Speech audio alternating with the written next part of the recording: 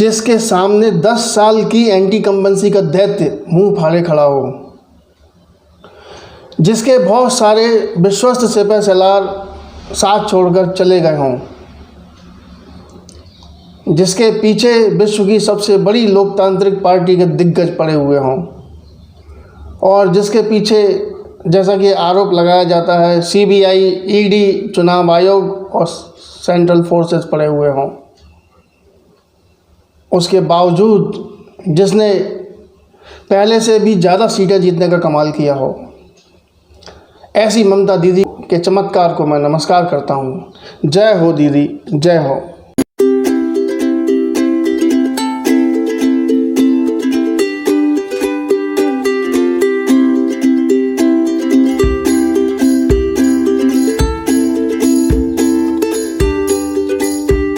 नमस्कार दोस्तों, इस बार जिन 5 राज्यों के चुनाव हुए वो वास्तव में लोकतंत्र की ताकत को दिखाते हैं।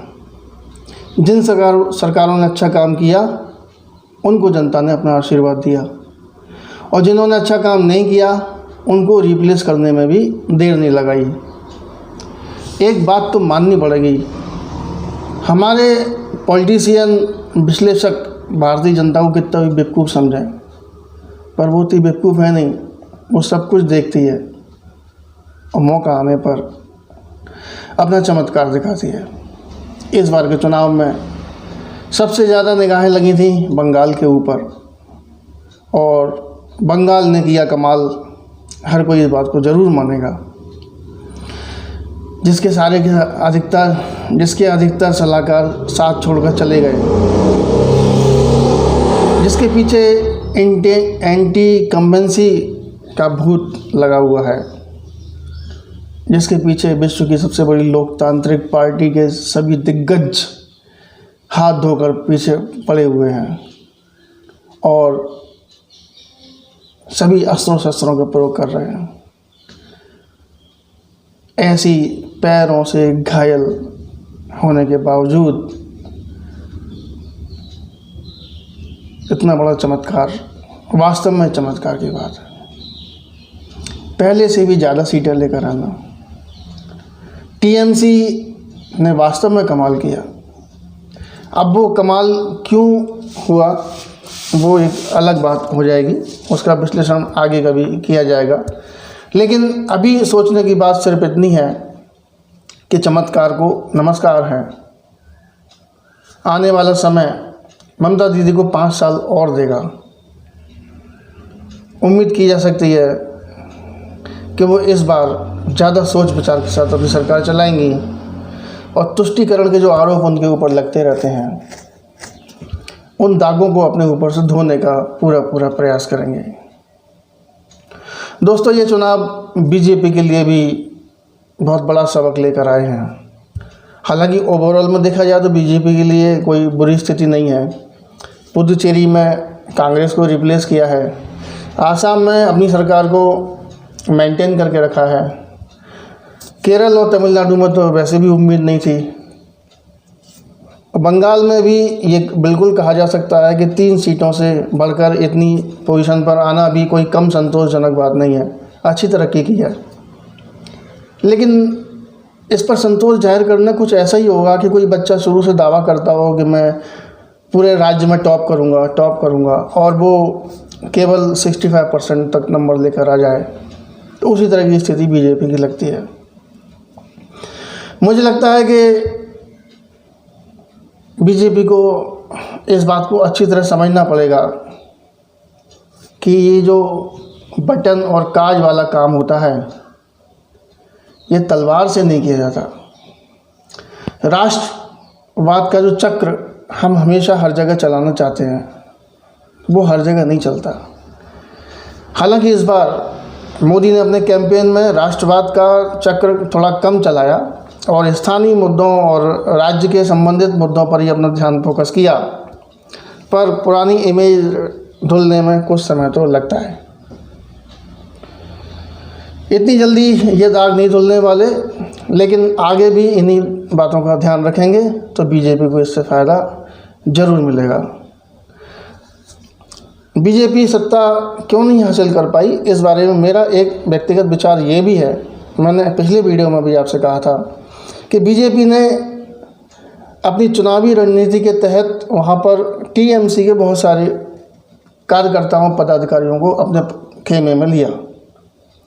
इससे कम से कम उन लोगों में जो पढ़े लिखे थे, समझदार थे और वोट देने जाते थे, उनके दिमाग में ये मैसेज गया कि जब सरकार आएगी तो इनमें से ही बहुत सारे मंत्री बनेंगे, इनकी कार्यशैली हम पहले से ही जानते हैं, इन्हीं को दोबारा से मंत्री बनने का मौका मिलेगा। तो उन्होंने इन्हीं लोगों को, जिनसे वो पहले ही त्रस्त थे, तो मुझे लगता है कि उन्होंने ज़्यादा रुचि नहीं दिखाई ऐसे लोगों को दोबारा सत्ता में लाने के लिए।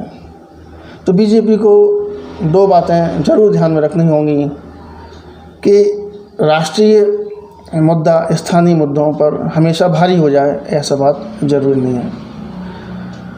दोस्तों, यहाँ इस मौके पर मैं एक बात और कहना चाहूँगा, ये आप अपने व्यक्तिगत रूप से विचार करके बताइए, क्या वो समय नहीं आ गया कि कम से कम प्रधानमंत्री और मुख्यमंत्री का जो पद है उसको हम संवैधानिक रूप से इस तरह से व्यवस्थित कर दें कि वो चुनाव की प्रक्रिया में हिस्सा न लें। ये बात आपको चौंका सकती है, आप इसके खिलाफ भी जा सकते हैं, लेकिन देखिए, प्रधानमंत्री या मुख्यमंत्री पूरे राज्य का हेड होता है, प्रमुख होता है, तो उसका काम राज्य को या देश को चलाना है। अब जैसा हमारे यहाँ हाल है, आधे से ज़्यादा समय साल में 6 महीने या साल 2 साल में कहीं ना कहीं कोई ना कोई चुनाव होता ही रहता है। तो वो चुनाव की वजह से आप समझ सकते हैं कि जैसे कि एग्जाम्पल लें हमारे वर्तमान प्रधानमंत्री मोदी, तो इनका आधे से ज़्यादा समय तो चुनावी रैलियों में, रणनीति बनाने में लग जाता है। सारी ऊर्जा जो संकट और विपदा से निपटने के लिए चाहिए थी, वो सारी ऊर्जा चुनावी रणनीति और उसको साकार करने में लग जाती है। तो मेरा इस मौके पर फिर से ये सुझाव है कि जिस तरह से हम राष्ट्रपति को चुनावी प्रक्रिया में शामिल नहीं करते, उसी तरह से प्रधानमंत्री और राज्यों के मुख्यमंत्रियों को इस प्रक्रिया में शामिल न किया जाए। चुनाव जीतना उस पार्टी के अध्यक्ष और चुनावी कमेटी का काम होना चाहिए। प्रधानमंत्री और मुख्यमंत्री देश की समस्याओं, राज्य की समस्याओं के बारे में सोचें और उन्हें हल करने का प्रयास करें। दोस्तों, इस चुनाव ने खुशी का मौका तो सभी को दिया। टीएमसी को ये मौका दिया कि हम दोबारा सत्ता में आए। बीजेपी को भी आंसू पोंछने के लिए 2 रूमाल तो उन्होंने दिए हैं। पहला ये कि हम 3 से बढ़कर इतने हो गए। दूसरा ये कि ममता दीदी आखिरकार चुनाव हार गई। खुश होने का मौका प्रशांत किशोर के पास भी है, उन्हें भी एक बार मैं बधाई देता हूँ। उन्होंने दावा किया था कि बीजेपी 100 से ज़्यादा सीटें नहीं जीत पाएगी, उनकी आकलन एकदम सही साबित हुआ। उन्होंने ये भी कहा था कि अगर बीजेपी 100 से ज़्यादा सीटें जीत लेगी तो मैं अपना कैरियर छोड़ दूँगा। तो उन्हें भी इस बात की निश्चित रूप से खुशी होगी कि अब उनका कैरियर और भी ज़्यादा फलेगा फूलेगा। हालांकि उस समय उनके दावे की सब लोगों ने हंसी उड़ाई थी। मुझे भी लगा था व्यक्तिगत तौर पर कि ऐसा कैसे हो सकता है, 200 सीट क्लेम करने वाला बहुमत तो ले ही आएगा। लेकिन उन्हीं की बात सही हुई। तो मैं प्रशांत किशोर जी को भी इस बारे में बधाई देना चाहता हूँ। दोस्तों, खुशी की बात कांग्रेस के लिए भी है। जी हाँ, आप चौंकिए नहीं, खुशी की बात कांग्रेस के लिए भी है। वो कांग्रेस के जो शीर्ष नेतृत्व हैं वगैरह वगैरह, वो अपने अध्यक्ष को रिपोर्ट कर सकते हैं कि तरक्की तो हमने भी की है। पहले हम दिल्ली जैसे छोटे से एक राज्य में 0 लेकर आए थे, इस बार हम बंगाल में भी 0 लेकर आए हैं। तो देखिए, खुशी की बात तो सभी के लिए है, सबक भी सभी के लिए है। पर सवाल यही है कि क्या हमारी पार्टियां जनता के इस मूड को, जो अंदरूनी एक फ़्लो चलता है उसको समझने में कामयाब होंगी और उसको समझते हुए जनहित के कामों को करने में फोकस करेंगी। बिल्टन की राजनीति, नफ़रत की राजनीति इस देश में न कभी ज़्यादा चल पाई है और न ज़्यादा चलेगी। ये भी इन चुनावों ने एक बार फिर सिद्ध किया है। संदेश एकदम साफ है, जो जनता के लिए काम करेगा, जो जनहित में काम करेगा, उसे ही मलाई मिलेगी, उसे ही मौका मिलेगा। जो विघटनकारी, तोड़ फोड़ और जो नफ़रत वाली चीज़ों में पड़ जाएगा, जनता उसे नहीं छोड़ेगी। तो इन चुनावों के परिणामों को देखते हुए मैं यही कह सकता हूँ कि भारतीय मतदाता की जय हो, लोकतंत्र की जय हो। इस बारे में आपकी क्या राय है, हमें ज़रूर बताइएगा। कोरोना अभी गया नहीं है, तो अपना ध्यान रखिएगा, सतर्क रहिएगा। नमस्कार।